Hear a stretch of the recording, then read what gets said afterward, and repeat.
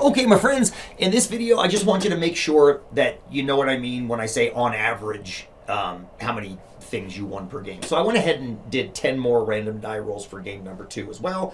You can see the results over there. I got 2 1s, 2 2s, 3 3s, and then 1 4, 1 5, and 1 6. Again, 10 total rolls. So what I'm going to do is I'm going to actually do the average for game 2. And if you see the average for game 2, you'll see how to do it in game number 1. When you think about how to do an average of a bunch of numbers, you probably remember from back in the day, you add them all up and divide by how many you've got.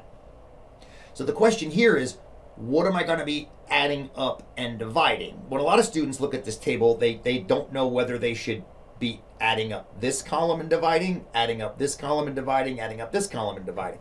And the answer is, you have to actually look at both of these columns because this is your data. These are the amounts that you won, or lost in this case. This tells you how many times you actually did win candy. So to do this average, I have to add -15 twice, 4 twice, 6 3 times, 8 once, 10 once, and 12 once. And when I add all that stuff up, then I divide that by 10. So let's do it. I'm just going to do it in Google.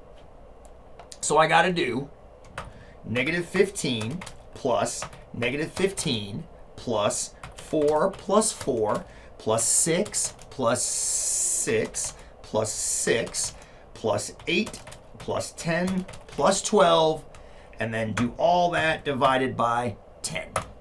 And I get an average of 2.6 pieces of candy on average. So that's all you got to do. You add up your data and divide by how many data points there were.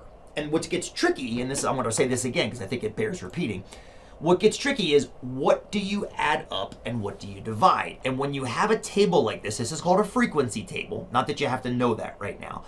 But this is a very convenient way of keeping track of data when you have a small number of data points that happen repetitively. This is just a way to keep track of that. Okay, so now that you've seen me average my game number 2, I bet you can average your game number 2, and you can also average your game number 1. All right, hope it helped. Talk soon.